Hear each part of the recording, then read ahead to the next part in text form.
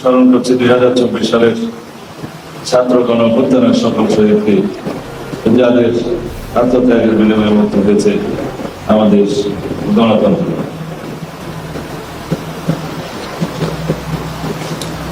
সুধীমণ্ডলী, fire service ও civil defence একটি সেবাধর্মী প্রতিষ্ঠান।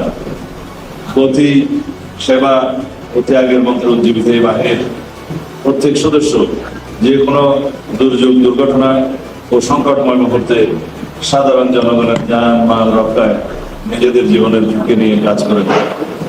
বাংলাদেশের মানুষের কাছে তারা এখন নির্ভরতার প্রতীক হিসেবে নিজেদের তুলে ধরতে সক্ষম হয়েছে। বিভিন্ন অগ্নি দুর্ঘটনা সহ যে কোনো দুর্যোগে তাদের পেশাদারী মনোভাব, সাহস, ত্যাগ ও সেবামূলক কার্যক্রম জাতির আস্থা অর্জন করেছে। সকল দুর্যোগে বিপদে পড়া মানুষের পাশে প্রথম ছুটে যাওয়া স্বাধীনতা পুরস্কার প্রাপ্ত এই প্রতিষ্ঠানটি আমাদের নিকট গর্বের বাহিনী হিসেবে স্বীকৃত। আমরা জানি জলবায়ু পরিবর্তন সহ নানা প্রাকৃতিক ও মানব সৃষ্ট কারণে আমাদের দেশ প্রতিনিয়ত অগ্নিকাণ্ড, সড়ক দুর্ঘটনা, বন্যা, ভূমিধস, ভবনধস সহ বিভিন্ন দুর্যোগ দুর্ঘটনার সম্মুখীন হচ্ছে। রয়েছে ভূমিকম্পের মতো ভয়াবহ দুর্যোগের আশঙ্কা। এই পরিস্থিতিতে ফায়ার সার্ভিস ও সিভিল ডিফেন্সের ভূমিকা দিন দিন আরো গুরুত্বপূর্ণ হয়ে উঠছে।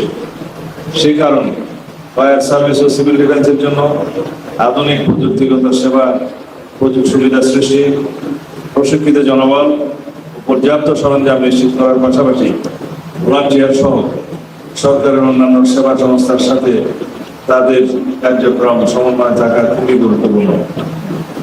সারা দেশে 538টি ফায়ার স্টেশনের মাধ্যমে এই বাহিনী সেবা প্রদান করে যাচ্ছে, যা চাহিদার তুলনায় যথেষ্ট নয়। সেজন্য জনগুরুত্বপূর্ণ বিবেচনায় আমরা ফায়ার সার্ভিসের সক্ষমতা ও সামর্থ্য বৃদ্ধিতে জোর দিচ্ছি। ইতিমধ্যে 20টি ফায়ার স্টেশন নির্মাণ ও পুনর্নির্মাণের প্রকল্প বাস্তবায়নের কাজ চলমান রয়েছে। অ্যাম্বুলেন্স সেবা সম্প্রসারণের লক্ষ্যে 100টি অ্যাম্বুলেন্স সংগ্রহের কাজও চলমান রয়েছে।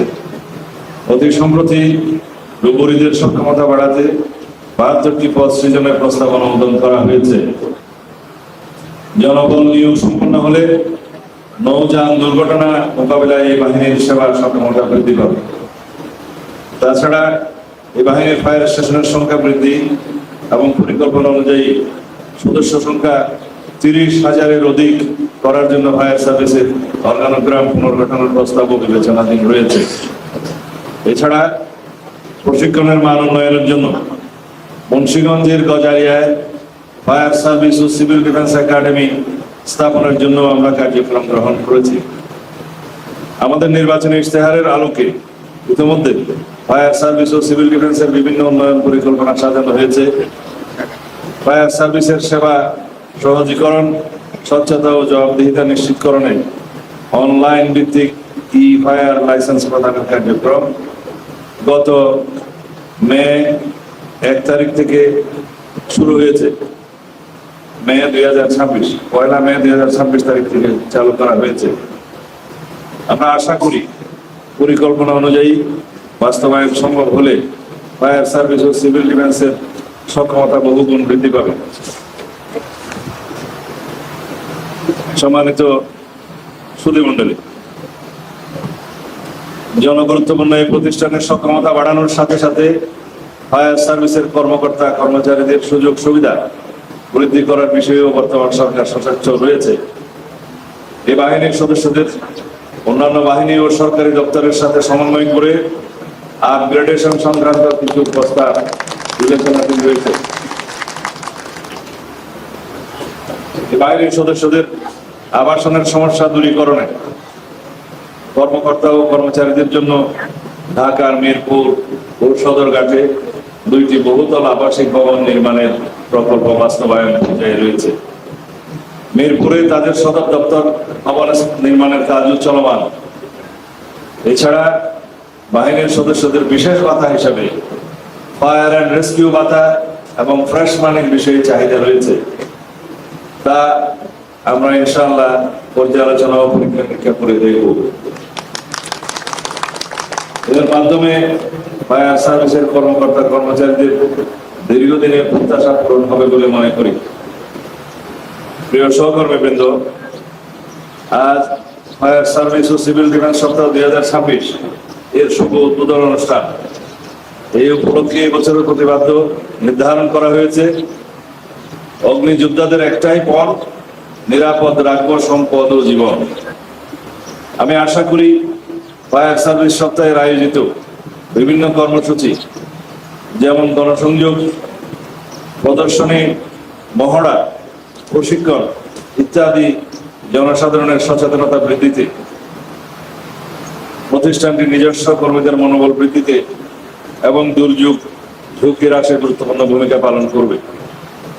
অগ্নি নির্বাপন ও উদ্ধার কাজে অংশ নিয়ে বিভিন্ন সময়ে প্রতিষ্ঠানের কর্মীরা আত্মাহুতি দিয়েছেন, জীবন উৎসর্গ করেছেন।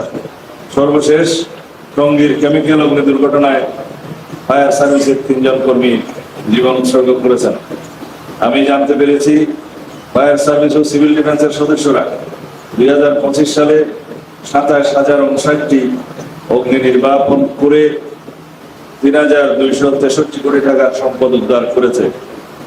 7,815টি সড়ক দুর্ঘটনায় 9,266 জন আহত ও 1,038 জন নিহত উদ্ধার করেছে।